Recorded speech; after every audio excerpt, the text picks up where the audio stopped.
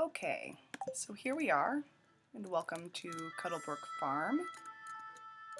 Thought that I would see about doing a video today that would be a little bit of a let's play where I go around the farm, do my daily chores, and show off the farm a little bit at the same time.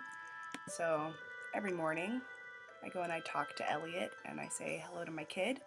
Winter's just around the corner. We need to double check the heating system, turn off the valves, check all the insulation in the house. Don't worry, I'll take care of it all. Aw, that's what you're good for. Thanks, babe. Very nice. And let's check. Let's see, we've got living off the land today. Another tip, it's blackberry season. Bushes across the countryside are overflowing with ripe fruit. Just go outside and see for yourself. Very true. I'm pretty much at the end game stages here, so that's something that I've known about. I chose the river map, which you'll get to see as we go around the farm. After I say hello to the family, I like to check my letters. Got a gift from Jody, some fertilizer. That's nice. And first thing, I have all of these preserve jars. I have 20 preserve jars just right at the front of my house here. So that keeps them right in sight. I can see when everything is done and when I'm ready to put some new fruit in the jars. Don't drink the coffee quite yet, I don't think. Let's see. We made a lot of orange jelly and some pomegranate jelly last time. We'll see what's in the treasure chest to load in. I like to try and get as much of the same stuff as I can if possible. Let's do blackberries this time. I'll put those jellies back in there so we don't lose them. Takes a minute to load them all up.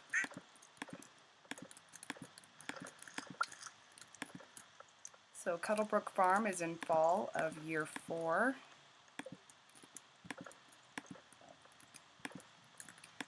I've gotten to the point in the game where I've like unlocked the movie theater, unlocked the community center, gotten to a lot of the in-game stuff, but you know, iridium bars are still in pretty short supply. That's a scarce resource, and still haven't found any prismatic shards whatsoever, so I haven't done everything the game has to offer for sure. Right here is my little orchard. I've got apples and pomegranates coming in for fall. This is really good. This tree has finally come in, which is great because it had grown and was hit by lightning, and I wasn't able to have my stone path through here completed until the tree had fully grown in because it wouldn't reach maturity that way. So that's a fun thing to discover, that I can finally finish my little path right in this area today, of all days. Great. So I have the orchard here below my preserve area, and then I have a shed here. I'll go in quickly. It's a deluxe shed. I've got all sorts of places to do my different crafting, wood chippers, the coal things. I have some gold bars that have been made here. My smelter, I'm not sure what you want to call that. I'll put those bars up where they belong. I like to keep things pretty organized. These crystallariums are making diamonds, and then I just have the recycling things for when I catch too much trash when I'm fishing. All sorts of looms here. Anyway, I like the look of this little space. I got the butterfly hatch, and I enjoy coming in and seeing all the butterflies floating around now. That's fun. And another space to display some artwork. Pretty cool. Alright, so moving through the farm in a circular fashion, which I find is pretty easy to do with this river setup. I've got a little maple farm through here, leads down to the pier. I like this. I have taps on other kinds of trees too, but I think that there's something nice about having a little maple farm. And then this brings me to my barnyard with my big deluxe barn. Hello, Carrot. Barn's looking nice. Nice to say hello to the animals. Don't eat the truffle. We don't need to do that. We've got a lot though. If we really wanted to, we could. Hello everyone. We've got cheeses. Those will go down to the casks in the cellar. I don't have much going on inside of my buildings, my animal buildings, but I do have the auto grabbers. And there's some stuff built up. Sometimes I just come in and grab what I need to fill up my cheese makers outside. I think I have 7. The hay autofills too. That's a must. It's really cumbersome to have to come out to all of your buildings and manually lay down the hay for all the animals. I love you. Hello. Yes, I love you all. Don't drink the milk. All right. I was right. I got the number right. That's fun. Yes, you too. Hello, cabbage. Okay, and so outside of the barn, I just have I have a couple of areas around the farm where I'm producing honey. Right now it's just wild honey because the flowers still haven't come in, but I do plant the seasonal flowers in the beds so that I produce the different kinds of honey. And then in the off seasons when I'm waiting for the flowers to grow in, I get that wild honey, which is useful for crafting the farm totems. I still don't have any of those large obelisk things that let you come back to your farm, so that's good. And I'm using those. I don't have any other row.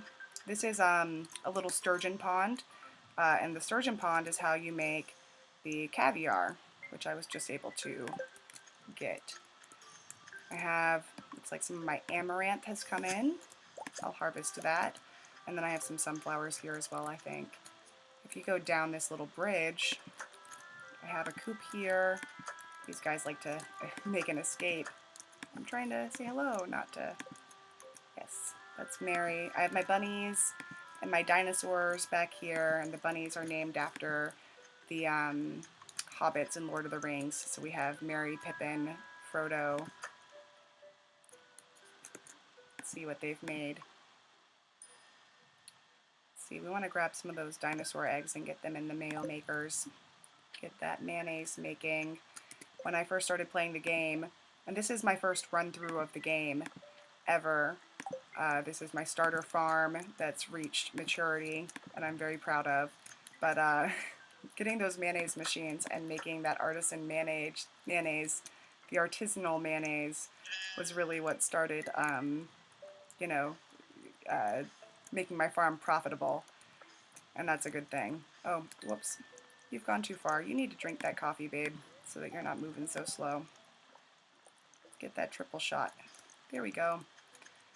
Now we can move around a little bit faster and come and drop things off in their appropriate chests. I like to keep the dinosaur eggs close to the dinosaur mayo makers, even though they can go anywhere really. They could go to the other ones. Oh yeah, so before I'm just running around and forgetting the tour, I like to keep this little island here for seasonal crops, and I do have a plan to build a Junimo hut in this area. That's one of the things that I'm currently working on, so that I'll have a Junimo coming and harvesting the crops in this area. I need to go buy a hut from the wizard. I need more starfruit, and I think I just got enough fiber, because I'm always running out of fiber, to be able to make that happen. So that should be something that's happening pretty soon.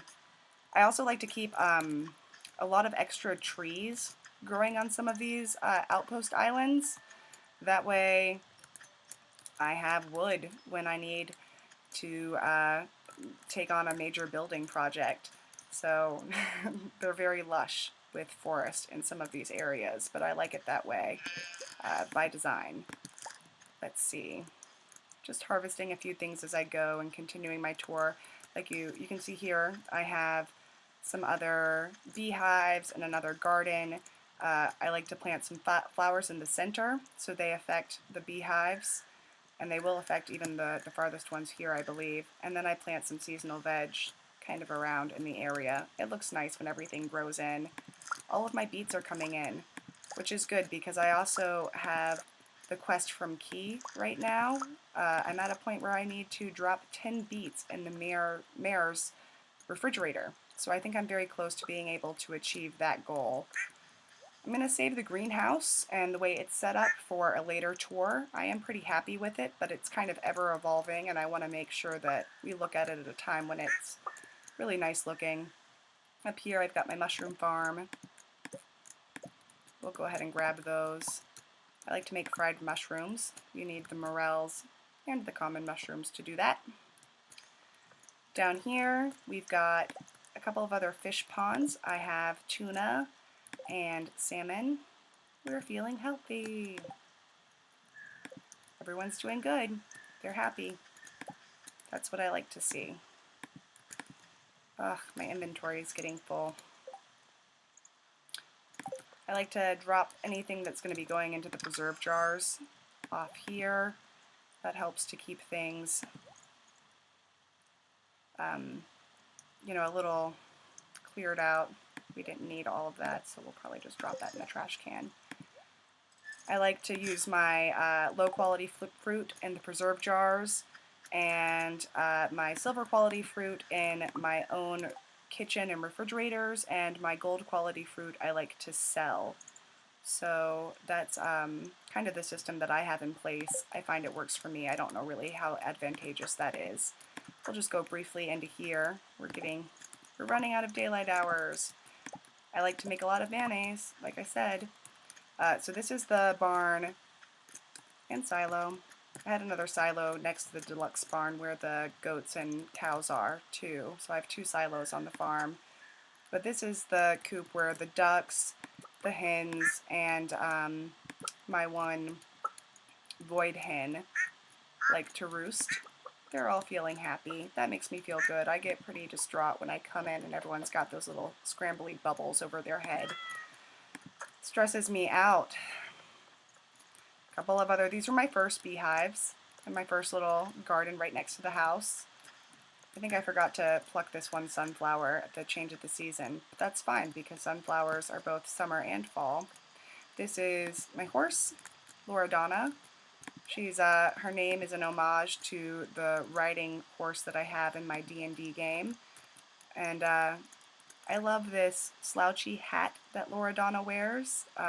You get that when you use a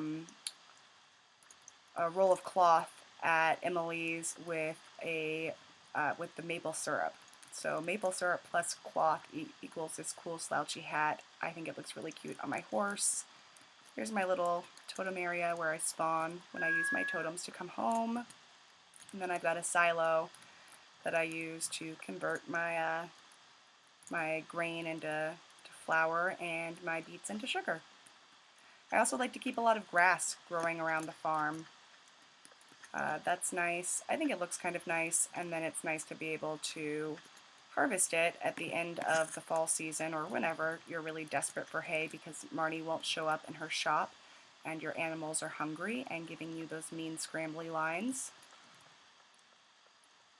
But yeah, I don't know if I got all my choring done today, but I think that was a pretty comprehensive little tour of the farm.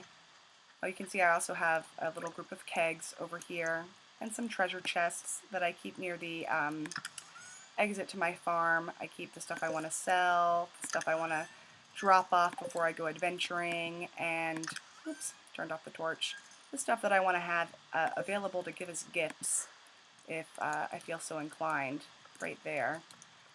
Oh, and then I have my drop box. I never made another one. That one's convenient enough for me.